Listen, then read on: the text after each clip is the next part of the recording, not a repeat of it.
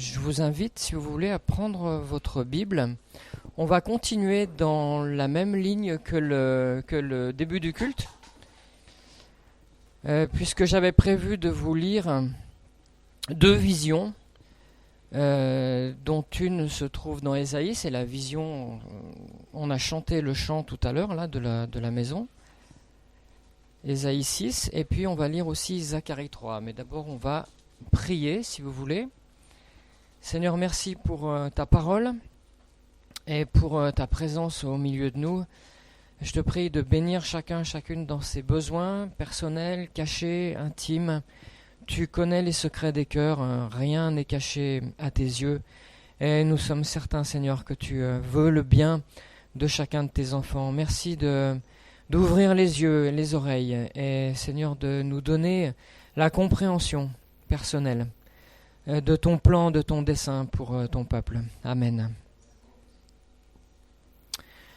Dans le livre de Zacharie, donc c'est un des derniers livres de l'Ancien Testament, au chapitre 3, on a une vision du prophète à propos du plus haut responsable spirituel qu'on appelle le souverain sacrificateur. Et donc je vais vous lire Zacharie 3, verset 1. Donc Dieu me fit voir Josué, le souverain sacrificateur, qui était debout devant l'ange de l'Éternel, et Satan qui se tenait à sa droite pour l'accuser. Et l'Éternel dit à Satan, que l'Éternel te réprime, Satan, que l'Éternel te réprime, lui qui a choisi Jérusalem. N'est-ce pas là un tison arraché du feu? Or Josué était couvert de vêtements sales, et il se tenait debout devant l'ange. Et l'ange, prenant la parole, dit à ceux qui étaient devant lui, ôtez-lui les vêtements sales. Puis il dit à Josué, voici, je t'enlève ton iniquité, et je te revêts d'habits de fête.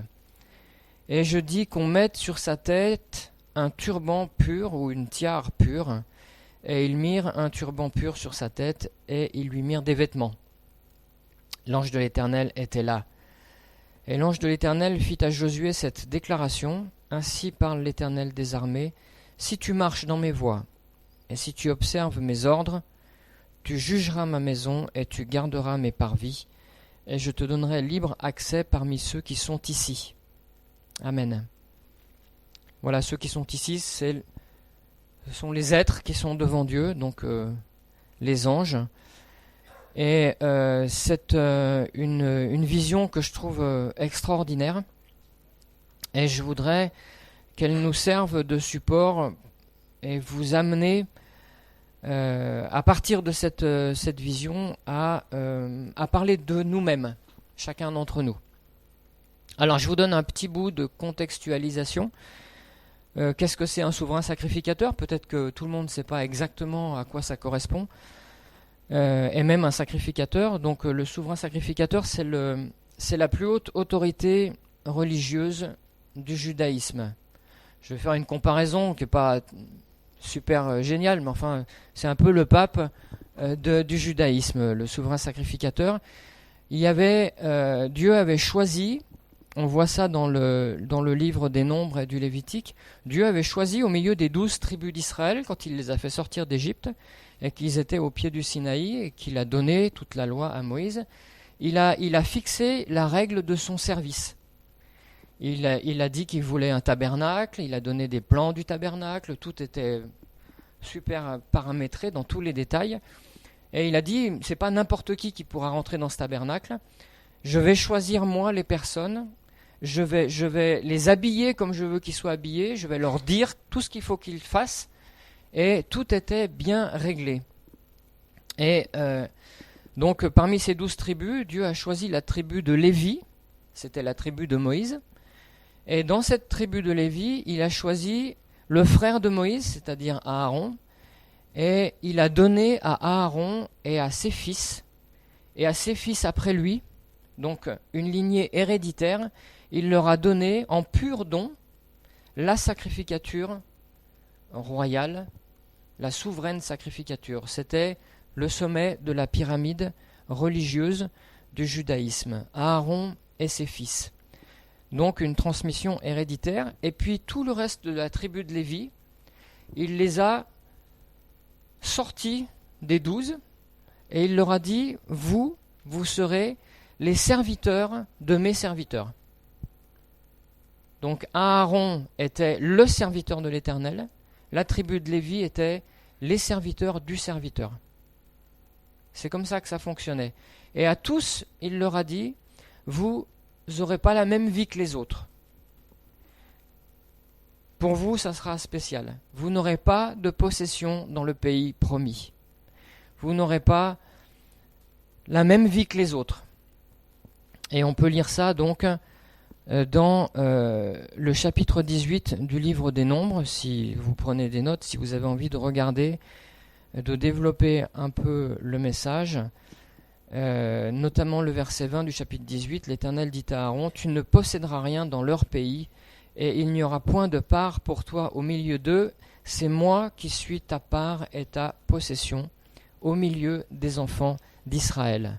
Alors, vous allez me dire, c'est pas un statut super, et en réalité, tout ce que les enfants d'Israël apportaient au temple, en termes de sacrifices, d'offrandes, de participation, de dîmes, il y avait une partie où toutes, selon ce que c'était, qui revenait aux Lévites et aux sacrificateurs. Ils vivaient donc du système. On va le dire comme ça. Je vous donne cet arrière-plan pour que ça vous éclaire un tout petit peu cette vision qu'on vient de lire. Josué, le grand sacrificateur, cette époque-là, c'est l'époque du retour imminent d'Israël après la déportation. Ce sacrificateur qui nous est décrit avec des vêtements sales n'avait pas des vêtements sales. Il avait des vêtements extrêmement propres, au contraire, quand on regardait avec les yeux normaux. Il avait une tiare sur sa tête, peut-être que vous avez vu des images dans vos Bibles. Il avait un vêtement particulier, il avait un survêtement particulier, une tunique qu'on appelle l'éphod, une tunique sans manches. Il avait un vêtement qui était tissé avec un tissage particulier. Sur sa poitrine, il portait un pectoral. Donc c'est un espèce de carré qui se porte avec des bretelles, avec 12 pierres précieuses qui étaient sur sa poitrine. Sur chaque pierre précieuse, il y avait un nom qui était gravé d'une tribu. Il portait les tribus sur sa poitrine quand il paraissait devant l'Éternel. Et une fois par an, c'est le seul personnage qui rentrait dans le Saint des Saints, dans le cœur de la tente, là où c'est tout noir, là où il y a l'arche d'alliance, pour porter le sang qui justifiait le peuple. Donc il fallait que ce soit quelqu'un de consacré. Il était consacré parce qu'il était à part de tout le monde.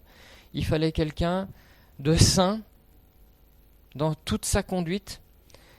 Et si je vous dis tout ça, et vous êtes certainement en train de penser en arrière-plan à la deuxième partie du message, c'est-à-dire qu'on nous dit dans le Nouveau Testament que nous sommes devenus les sacrificateurs de l'Éternel. Et faute de connaître vraiment l'arrière-plan, le contexte, l'histoire, les détails, quelquefois on se fait une idée de la sacrificature. Bon, un truc, voilà, on est sacrificateur, c'est un mot. Mais c'est bien plus qu'un mot, c'est une fonction, et cette fonction, elle a tout un tas de sens qui sont importants.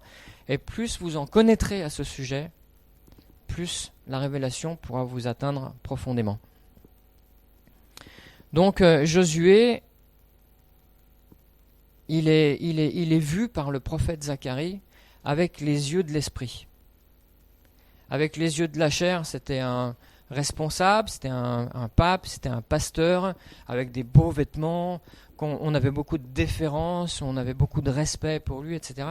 Mais avec les yeux de l'esprit, il était, ô horreur, couvert de vêtements sales devant l'Éternel. C'était... Vous savez, on n'a pas une mentalité forcément judaïque, mais quand on a une mentalité judaïque religieuse, imaginez une scène pareille, pour le prophète, c'était un truc super choquant. Et il assiste à cette scène. Nous, on va tout de suite à l'essentiel, on passe sur les détails. Voilà, il lui enlève ses vêtements, youpi, c'est super, c'est chouette. Mais voilà, j'insiste un peu sur toute la partie, surtout l'arrière-plan. Et donc cet ange prend la parole au verset 4 et dit à ceux qui étaient devant lui, donc d'autres anges, ôtez-lui ses vêtements sales. Et puis il dit à Josué, il l'informe, j'enlève ton iniquité et je te revêts d'habits de fête. Alors, ma deuxième partie, c'est ça. Quels sont les enseignements? Qu'est-ce qu'on peut tirer pour nous aujourd'hui? Sur le plan de l'histoire, il y a tout un tas de choses à dire. Mais sur le plan spirituel, en ce qui nous concerne, vous connaissez les passages du Nouveau Testament qui parlent de notre sacrificature. C'est dans 1 Pierre au chapitre 2 et au verset 9. Ça a été cité tout à l'heure dans une prière. L'apôtre Pierre explique à ses auditeurs, vous au contraire, vous qui croyez en Christ, vous êtes une race élue, un sacerdoce royal, une nation sainte, un peuple acquis, pour que vous annonciez les vertus de celui qui vous a appelé des ténèbres à son admirable lumière. Vous qui autrefois n'étiez pas un peuple et qui maintenant êtes le peuple de Dieu, vous qui n'aviez pas obtenu miséricorde et qui maintenant avez obtenu miséricorde.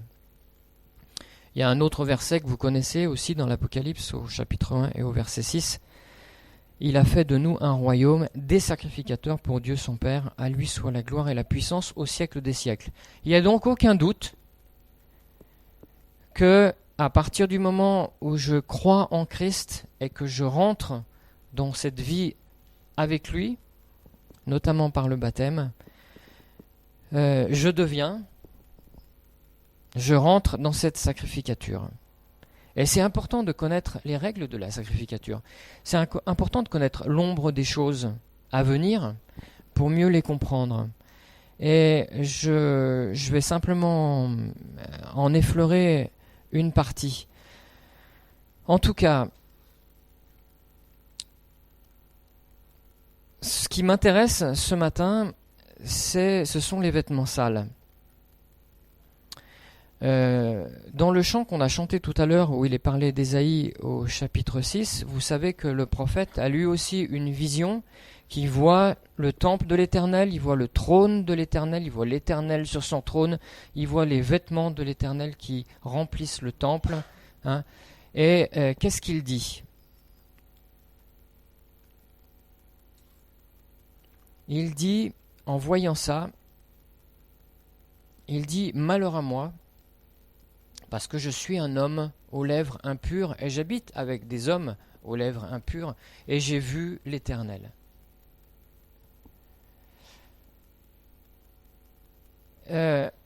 Dans la première vision, Josué, le grand sacrificateur, n'est conscient de rien du tout. Mais le Saint-Esprit nous dit, dans toute la grandeur de sa fonction, dans toute la consécration de sa fonction, il était revêtu de vêtements sales. Ésaïe, quand il est dans la présence de l'Éternel, vous pensez bien que si Dieu donne une vision comme ça à quelqu'un, c'est qu'il l'a choisi. Sinon, on en aurait tous des visions comme ça. Donc Ésaïe, il sort déjà un petit peu de l'ordinaire. Et Dieu a décidé de se révéler à lui. Mais lui, Ésaïe, réagit par rapport à son péché. Et je trouve que dans le christianisme moderne, c'est une dimension qui manque et c'est pour ça que je veux prêcher là-dessus. C'est-à-dire qu'on a tellement développé le besoin qu'on a d'être touché par Dieu, le besoin qu'on a d'être touché par la gloire de Dieu, le besoin qu'on a d'entrer dans l'adoration, de sentir l'onction, et qu'on ne parle plus du tout de cette partie du péché parce qu'on l'a évacuée forcément, puisqu'on est des chrétiens, on est lavé par le sang, donc on n'a plus de péché. Mais dans cette époque-là, on a raison de dire tout ça. Dans cette époque-là, il y avait une notion du péché qui ne venait pas du fait qu'ils étaient des grands pécheurs, mais qui venait du fait qu'ils avaient une connaissance de la gloire de Dieu. C'est quand on se retrouve, imaginez-vous, c'est quand on se retrouve devant la gloire et la sainteté de Dieu que tout le déni par rapport à notre péché est complètement consumé. Où on ne sent plus que ça. Sa gloire est tellement grande, sa sainteté est tellement grande, sa pureté est tellement grande que forcément à côté, il y a un contraste énorme. Et ce que Ésaïe a senti, c'est pas forcément qu'il était imbibé par son péché, je ne pense pas que c'était le cas, mais c'est qu'automatiquement la sainteté et la présence de Dieu fait ressentir le péché. Amen. Nous, aujourd'hui, nous sommes au bénéfice de l'œuvre de Christ. Et ce que Dieu a fait dans notre vie, c'est ce qu'il a fait pour Josué ce jour-là. Il a enlevé les vêtements souillés, mes vêtements souillés, et il m'a revêtu d'un vêtement de fête. Amen. Ce péché dont il est parlé ici, c'est pas que Josué était un sacrificateur léger, qui faisait n'importe quoi dans son service. C'était pas son ardoise personnelle, c'était le péché, c'était l'iniquité dont il avait hérité à sa naissance. Ce que Jésus, d'Adam je veux dire, ce que Jésus a enlevé dans notre vie quand il nous a revêtus d'habits de fête, c'est ce même péché qui faisait séparation entre nous et lui, le péché de désobéissance dont on a hérité. Amen. Pour autant, nous ne sommes pas exonérés de nous battre contre nos péchés au quotidien. Amen. Et il y a dans le monde évangélique, dans le monde peut-être protestant en général, un petit peu une délimitation qui est pas toujours claire. C'est-à-dire que puisque Jésus m'a lavé de mes péchés, alors il peut m'en laver tous les jours, et puis je peux dire Seigneur, pardonne-moi d'être encore tombé dans ce truc-là, et pof, il me pardonne. Je ne suis pas totalement certain de la véracité absolue de tout ça. Dans l'Ancien Testament, il est dit, c'est celui qui confesse ses péchés et qui les abandonne, qui obtient miséricorde. Dans le Nouveau Testament, il est dit, comment croyez-vous qu'on sera jugé si on a piétiné le sang de l'Alliance et puis qu'on a continué de vivre dans le péché? C'est pas possible. On est coincé entre le marteau et l'enclume. D'un côté, il faut qu'on soit convaincu que Dieu a changé nos vêtements sales. Et c'est quelque chose de glorieux, qui peut nous donner un nouveau départ, qui lave aussi notre conscience. Mais au quotidien, si je veux avoir une conscience pure, il va falloir que j'ai une conduite pure. Alors, comme c'est un défi pour chacun d'entre nous, comment est-ce que je fais quand je m'approche de Dieu? Comment est-ce que je fais dans ma vie de tous les jours pour tenir debout? C'est une vraie question. Et je trouve que la psychologie chrétienne a apporté des réponses dont certaines sont bonnes et certaines sont mauvaises.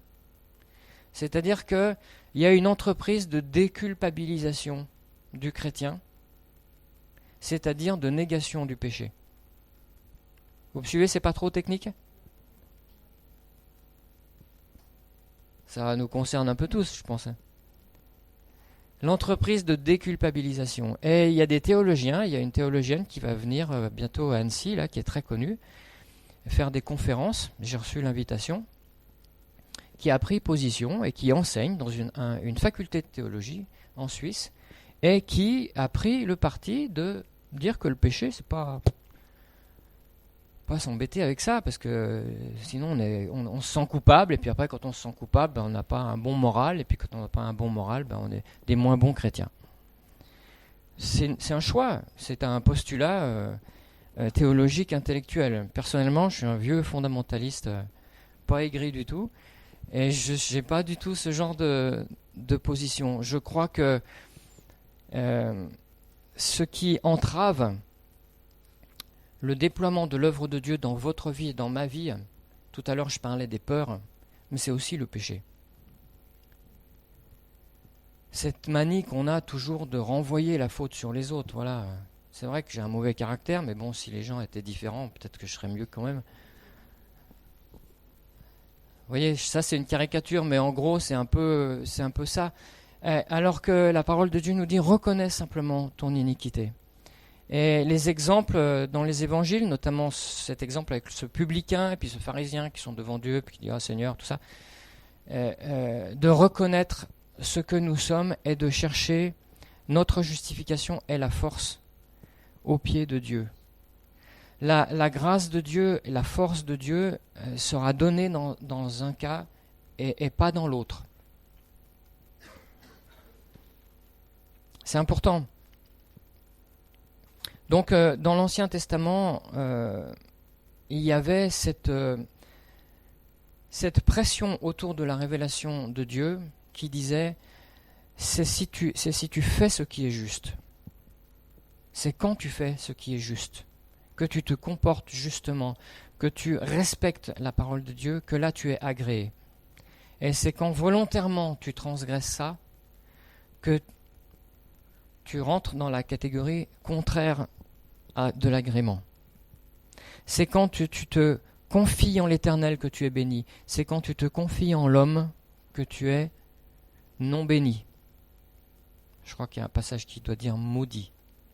Maudit l'homme qui se confie dans l'homme, qui prend la chair pour son appui, qui se confie en lui-même. Et ça aussi, c'est une part de la psychologie. Qu'est-ce que vous voulez ? La psychologie sans Dieu, elle est bien obligée de trouver des trucs pour aider les gens. Et il y a toute une partie d'excellent travail qui est fait. Mais quand on nous amène à nous appuyer sur nous-mêmes pour nous en sortir, eh bien c'est une cartouche qui fera long feu de toute façon. À un moment donné, on arrivera au bout de la réserve et il n'y aura plus rien. Donc tout ça est très subtil dans la vie chrétienne, mais je veux recentrer le propos donc sur cette vision. L'Éternel a pris l'initiative d'enlever l'iniquité de Josué et il a pris l'initiative d'enlever notre iniquité. Amen. C'est ce qui nous rend éligibles à la bénédiction et de pouvoir entrer dans sa présence et de goûter à sa présence et de goûter à son onction. Mais nos péchés, notre incompréhension de son plan, de la manière dont les choses spirituelles fonctionnent, nos peurs, parce que nos peurs c'est une manière de nous appuyer sur nous-mêmes, de nous réfugier en nous-mêmes, avec nos petits schémas, nos peurs nous entraînent dans une position, je vais employer un mot qui est fort, mais mesurez-le, position de non-bénédiction, donc de malédiction. Malédiction, pourquoi ? Parce que quand je suis dans mes peurs et que je me barricade pour me protéger, je me barricade aussi de Dieu. Par contre, n'importe qui peut rentrer dans ma maison. Alors, tout ça, c'est un travail de toute une vie. On ne va pas régler les choses avant midi moins le quart. Je ne sais pas si c'est une bonne ou une mauvaise nouvelle, mais en tout cas, c'est le travail de toute une vie, le travail du Saint-Esprit, parce que Dieu nous respecte et parce que il ne force personne à abandonner ses peurs ou à abandonner son péché. La parole de Dieu nous parle. Et nous entendons ou nous n'entendons pas. Entendre signifiant recevoir, interpréter, comprendre et agir en conséquence. Je crois que cette vision de Zacharie était importante dans tout un tas de domaines, évidemment. D'abord, on aimerait bien avoir des visions comme ça. Est-ce qu'on peut en avoir ? Oui, on peut en avoir. D'abord, Joël a dit, en parlant du jour à partir duquel Jésus accomplirait son œuvre, il a dit « Vos jeunes gens auront des visions ». Les jeunes gens, c'est aussi ceux qui découvrent la foi. Quand on découvre la foi, il y a une intensité spirituelle dans notre vie. Vos jeunes gens auront des visions. Celle-là, elle est importante parce qu'elle montre la partie cachée des choses. Moi, j'aime bien ce domaine-là du Saint-Esprit parce que, comme on l'a chanté aussi, Dieu regarde au cœur. C'est pas parce qu'on est devant avec un micro et puis un costume avec une cravate que forcément on est spirituellement au-dessus des autres. Et j'aime bien quand Jésus est à la porte du temple et puis qu'il y a cette petite dame qui rentre que personne ne regarde, qu'on ne peut pas remarquer, qui a absolument rien pour être remarqué, qui met une toute petite pièce dans cette offrande, et puis qui dit, voilà, c'est celle-là, c'est cette personne-là la plus importante. Parce que lui, il voit dans la partie cachée. Et moi, je crois que le christianisme, c'est autant... Vous savez qu'on dit que les pharisiens travaillaient beaucoup l'extérieur des choses. C'est autant... Il faut travailler à l'extérieur des choses, parce qu'il faut quand même porter un témoignage extérieur aussi. Mais c'est la partie cachée. Voilà. Comment est-ce que je suis? Est-ce que Dieu est le Seigneur de ma solitude? Est-ce que Dieu est le Seigneur quand aucun regard ne peut me voir dans le secret? La véritable consécration, elle va de plus en plus dans la partie cachée de nos vies. André Malraux disait, la vérité d'un homme, c'est tout ce qu'il cache, en fait. Jusqu'à ne plus avoir rien à cacher. La lumière. Et le Seigneur dit qu'il est la lumière. Et si je veux tenir dans sa lumière, c'est ce que Satan ne peut plus faire, si je veux tenir dans sa lumière, il faut que moi aussi, j'ai plus peur de aucune lumière. Donc toutes les zones d'ombre de ma vie, toutes les commodes qui sont dans les pièces fermées à clé depuis des années, tout doit pouvoir être visité. Dieu veut le faire parce qu'il veut libérer tout. Et combien on est accroché à certaines poignées de porte, à certains placards. Personne n'y rentre, même nous, on ne peut même plus y rentrer non plus. Et c'est à ces peurs-là que je faisais allusion tout à l'heure.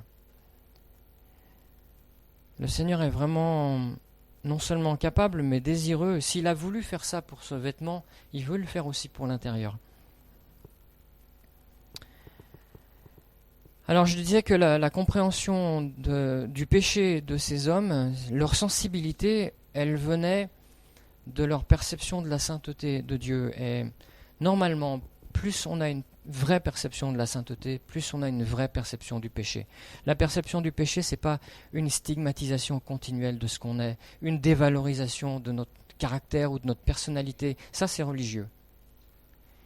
Mais la vraie perception spirituelle du péché, celle qui passe par l'amour de la présence de Dieu, elle nous donne une force pour éliminer le péché, pour mettre nos pieds dessus, pour plus y toucher. C'est pas un combat des tranchées, et pour faire, comme disait Coco tout à l'heure, un pas en avant et puis 2 pas en arrière. Parce que quand vous forcez la nature humaine, elle se venge, évidemment.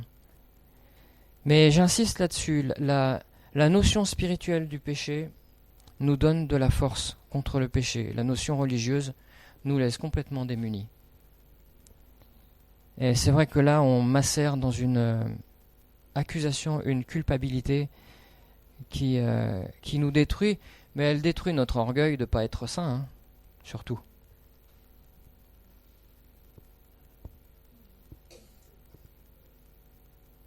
Parce que ça aussi, c'est caché dans un placard. Alors donc, cette vision, j'arrive à ma conclusion, cette vision de Zacharie, elle nous concerne principalement pour 2 choses. La première, je pensais que Loïc Leméoté, quand il est passé la dernière fois, il devait nous parler de la sacrificature de l'ordre d'Aaron. Je pensais qu'il allait en parler. J'en dis juste 2 mots. Le premier point pour lequel cette vision est importante, c'est que le souverain sacrificateur, selon l'ordre d'Aaron, existe aujourd'hui, et c'est le Seigneur Jésus-Christ. On le lit dans l'épître aux Hébreux, au chapitre 9. Christ est venu comme souverain sacrificateur des biens à venir. Il a traversé un tabernacle plus grand et plus parfait qui n'est pas construit de main d'homme, c'est-à-dire qui n'est pas de cette création. Et il est entré une fois pour toutes dans le lieu très saint, non avec le sang des boucs et des veaux, mais avec son propre sang, ayant obtenu une rédemption éternelle. Je vous recommande le chapitre 9. C'est un trésor et il nous apprend des choses qui nourrissent notre foi et qui nous donnent de la force. spirituel. Donc le Seigneur est devenu ce sacrificateur, ce souverain sacrificateur. C'est pour ça que je ne crois pas du tout à l'émergence d'un troisième temple, par exemple, qui serait complètement, alors non seulement vain et inutile spirituellement, mais je pense ça serait un désaveu supplémentaire de Dieu sur Israël, que de voir émerger au milieu de ce peuple un troisième temple avec un souverain sacrificateur. Franchement, ça ferait mal au cœur. Et le deuxième point important, je vous ai touché un mot tout à l'heure, c'est notre sacrificature. On a lu les versets qui le concernaient. Je reviens au tout début de ce que je vous disais. Le peuple de sacrificateurs, c'est des gens qui ne vivent pas comme les autres, qui ne sont pas habillés comme les autres, qui ne parlent pas comme les autres, qui ne sont pas occupés aux mêmes choses que les autres, et qui ne possèdent pas non plus comme le monde possède. Là, je peux laisser passer une petite minute pour vous laisser réfléchir à tout ça. C'est une position aussi à côté de laquelle il faut qu'on se place. Disons les choses comme elles sont. Ce qu'on veut, c'est que Dieu nous bénisse. On est content d'être au bénéfice de son œuvre. Et on veut que Dieu nous bénisse, si possible, en ayant une vie normale. Ça, c'est un peu ce qu'il y a dans l'inconscient de tout le monde, y compris le mien. C'est-à-dire que si je pouvais avoir une vie réussie dans le monde pour leur tenir un peu la dragée haute, et qu'en plus, j'ai la bénédiction spirituelle, si possible avec des miracles et puis des grandes choses, alors, alléluia, c'est tout bénef. Là, c'est gagnant-gagnant. Mais pour avoir ça, il faut marcher sur un certain nombre de réalités spirituelles qui nous sont révélées et dont je vous ai parlé, et notamment cet aspect de la sacrificature, de sa consécration, c'est-à-dire de sa mise à part du monde. Finalement, quand on s'est fait baptiser, on a dit qu'on passait de la mort à la vie, et de la mort au monde, et de la vie au royaume de Dieu. Et puis après, on ressort, le temps de se sécher un peu, et badaboum, le monde nous retombe dessus. Et au quotidien, on est, après avoir été immergé dans les eaux du baptême, on est immergé dans le monde tous les jours. Comment on fait pour que le monde pénètre pas nos barrières d'autodéfense? Le seul moyen, c'est d'avoir une foi vivante. Ça fonctionne exactement comme le corps humain, je prends souvent cet exemple. Si j'ai un système immunitaire qui tient debout, la maladie ne rentre pas. Ou elle rentre, mais elle n'arrive pas à me terrasser. Si mon système immunitaire spirituel est déficient, parce que je mange trop de sucre souvent, c'est comme ça que ça marche dans le vrai système immunitaire. Vous mangez trop de sucre, hop, les barrières elles baissent, et vous chopez tout ce qui passe. Si vous êtes trop dans les sucreries spirituelles, dans la facilité, vous allez attraper tous les virus qui passent. Et aujourd'hui, on est dans un temps, on nous a dit que la fin des temps, c'est un temps de mélange, un temps de confusion. Il y a tellement de boulot pour traquer les choses absurdes qui se promènent dans l'Église et dans le christianisme que c'est vraiment un job à plein temps. Il faut que notre système immunitaire, il faut que le système spirituel immunitaire de l'Église augmente en force. On a besoin de consécration, on a besoin de connaissance, on a besoin de sanctification, on a besoin de foi. On a besoin d'une foi qui coûte quelque chose, pas une foi qui coûte rien. La foi qui coûte rien, la foi... Les démarches de foi qu'on fait, puis c'est l'Église qui les fait, alors on s'associe, ou c'est le pasteur qui a la foi. Je suis dans une église super, on a un pasteur qui a la foi, on a plein de trucs. Non, ça passera par la base, ou alors ça partira avec le bébé dans l'eau du bain. Amen. On est dans un temps, on dit qu'on est dans un temps qui sont les temps de la fin, dans des temps qui sont les temps de la fin, que le Seigneur va revenir et que l'ennemi déploie une grande énergie, etc. On dit que c'est la guerre spirituelle, mais on a tellement de facilité, on a tellement de confort, on a tellement de sollicitations. Vous savez, l'apôtre Pierre, il dit que à son époque déjà, les convoitises faisaient la guerre à l'âme. La guerre à l'âme. On est en guerre. Et s'il faut attendre que quelque chose de grave arrive pour nous réveiller, on attendra que quelque chose de grave arrive pour nous réveiller. Mais si on peut avoir une oreille qui entend, avant que les trucs graves arrivent, c'est mieux.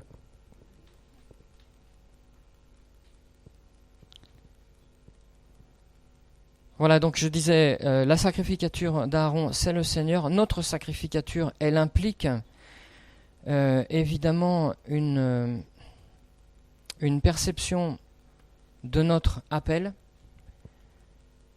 de la sainteté et du péché. Pourquoi ? Eh bien, parce que nous sommes appelés à quelque chose de glorieux. Et il n'est pas impossible que nous n'y entrions pas. Je finirai là-dessus, mais c'est volontairement. Nous sommes appelés à quelque chose de glorieux, de très glorieux, et on sent que c'est pas loin de nous.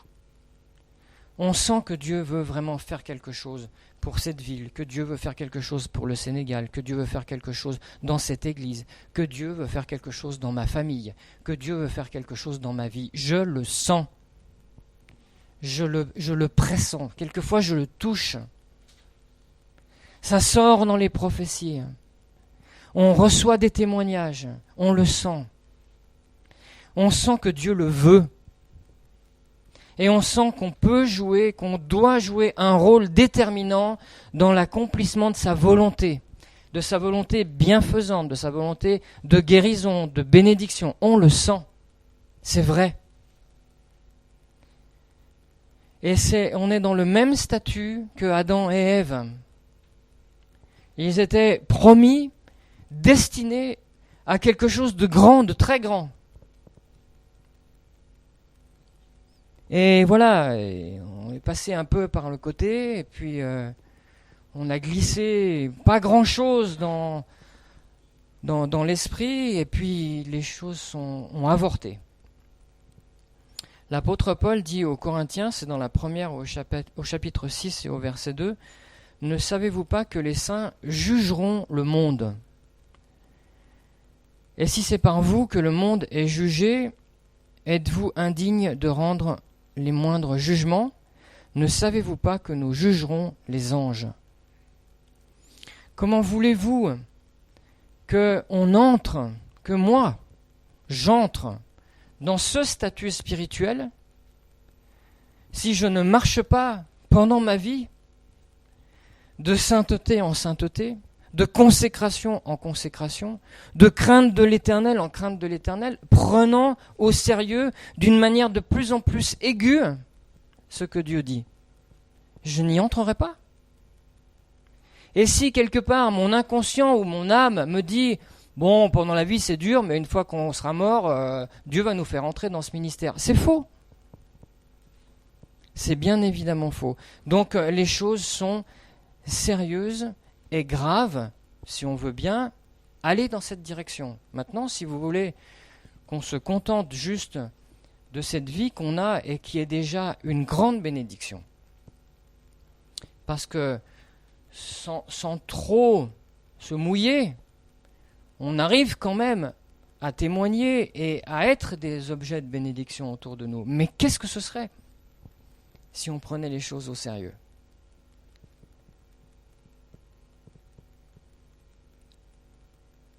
Donc, cette robe de fête avec laquelle vous êtes habillés ce matin, c'est la robe de la justice de Christ. Et on comprend, et je comprends maintenant mieux, les passages des Écritures où l'apôtre nous dit « Vous croyez que vous avez été amenés à cet endroit pour juste rester à cet endroit ? La justice de Christ dont vous êtes revêtus, c'est évidemment pour aller plus haut, pour aller plus loin. » Donc cette robe qui est réservée elle est réservée à ceux qui croient. Pas ceux qui croient qu'ils croient. Ceux qui croient vraiment que Jésus-Christ est le Seigneur de tout, qu'il est l'alpha et l'oméga, qu'il est le commencement et la fin, que toutes choses ont été créées par lui et pour lui. C'est dans l'épître aux Colossiens. Et l'apôtre Paul dit aux Romains, si vous avez revêtu Christ, alors n'ayez pas soin de la chair pour satisfaire ses convoitises. Si quelqu'un est en Christ, si quelqu'un a revêtu Christ, il est une nouvelle créature. 2 Corinthiens 5. Les choses anciennes sont passées, voici toutes choses sont devenues nouvelles. Voilà, ce sont ces choses qui nous qualifient aujourd'hui.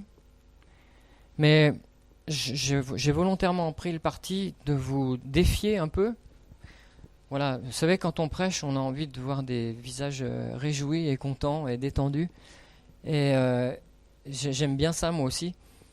Et consoler, rassurer, encourager, ça peut prendre tout un tas de formes différentes. Moi, j'ai essayé de vous défier, de vous montrer qu'il y a quelque chose plus loin, vous le savez, je sais, et quelque chose qu'il va falloir saisir. L'apôtre Paul dit ça, voilà, je cours pour saisir Christ, comme s'il lui échappait tout le temps. Je cours pour saisir Christ. Et je termine sur cette pensée. Si nous sommes des sacrificateurs, c'est pas pour faire joli dans une vitrine. Nous sommes des sacrificateurs parce que notre destinée, c'est de servir. Servir l'Éternel. C'est la chose la plus glorieuse qui puisse arriver dans la vie d'un être humain. Servir l'Éternel. Peut-être que ça ne veut pas dire quelque chose de précis pour vous, au stade où vous en êtes, mais moi ce que je peux vous dire, c'est que servir l'Éternel, ça peut revêtir des formes très très différentes, très variées, mais servir l'Éternel, c'est le secret du vrai bonheur. Le monde entier court après le bonheur. Tout le monde cherche le bonheur et la paix. Et le vrai bonheur se trouve à la place que Dieu nous a dévolue, c'est-à-dire d'être ceux et celles qui le servent. Amen. Seigneur, merci pour ta grâce, pour ta parole. Je te prie de donner de la résonance, d'amplifier, mon Dieu, par ton esprit, les choses, de faire un miracle dans les cœurs et dans les esprits et dans les vies. Et Seigneur, de ne pas nous laisser de repos, de ce que ta parole nous taraude et Seigneur, pénètre dans nos cœurs jusqu'à ce que on cède devant toi et que, mon Dieu, parce que c'est le secret du vrai bonheur, de céder devant toi, de prendre cette place que tu nous as réservée, parce que c'est là que tu as prévu de déverser la bénédiction. Merci pour l'Église, pour toute la dynamique qu'il y a dans les cœurs de tes enfants. Et je te prie de multiplier, mon Dieu, au nom de Jésus. Amen.